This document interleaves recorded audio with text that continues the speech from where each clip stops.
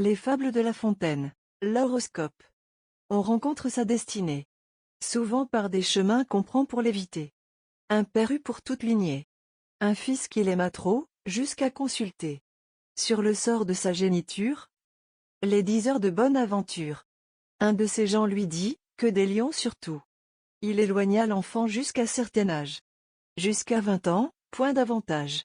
Le père pour venir à bout. D'une précaution sur qui roulait la vie. De celui qu'il aimait, défendit que jamais. On lui laissa passer le seuil de son palais.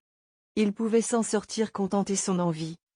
Avec ses compagnons tout le jour badiner. Sauter, courir, se promener.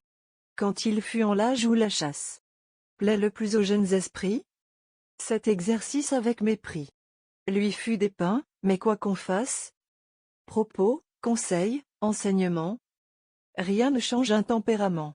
Le jeune homme inquiet, ardent, plein de courage, à peine se sentit des bouillons d'un tel âge, qu'il soupira pour ce plaisir. Plus l'obstacle était grand, plus fort fut le désir. Il savait le sujet des fatales défenses. Et comme ce logis plein de magnificence abondait partout en tableaux, et que la laine et les pinceaux traçaient de tous côtés chasse et paysages, en cet endroit des animaux, en cet autre des personnages, le jeune homme s'émut voyant peint un lion. « Ah, monstre, cria-t-il, c'est toi qui me fais vivre. Dans l'ombre et dans les fers. » À ces mots il se livre au transport violent de l'indignation, porte le poing sur l'innocente bête. Sous la tapisserie un clou se rencontra. Ce clou le blesse.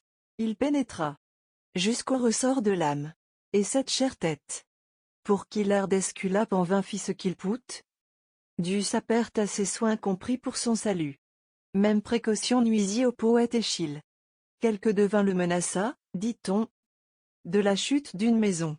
Aussitôt il quitta la ville, mit son lit en plein champ, loin des toits, sous les cieux.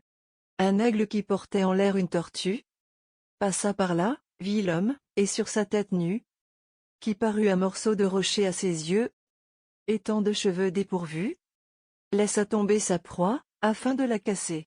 Le pauvre Échille ainsi sut ses jours avancer. De ces exemples il résulte que cet art, s'il est vrai, fait tomber dans les mots, que craint celui qui le consulte. Mais je l'en justifie, et maintiens qu'il est faux.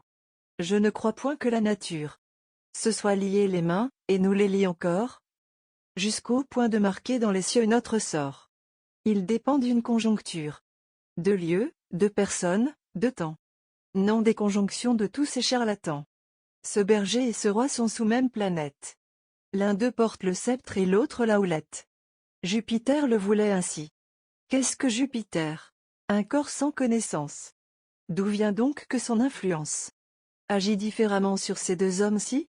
Puis comment pénétrer jusqu'à notre monde? Comment percer des airs la campagne profonde? Percer Mars, le soleil, et des vides sans fin? Un atome la peut détourner en chemin. Où l'iront retrouver les faiseurs d'horoscopes? L'état où nous voyons l'Europe mérite que du moins quelqu'un d'eux l'ait prévu. Que ne l'a-t-il donc dit? Mais nul d'eux ne l'a su. L'immense éloignement, le point, et sa vitesse, celle aussi de nos passions, permettent-ils à leur faiblesse de suivre pas à pas toutes nos actions? Notre sort en dépend, sa course entre eux suivie ne va non plus que nous jamais d'un même pas. Et ces gens veulent au compas tracer les cours de notre vie.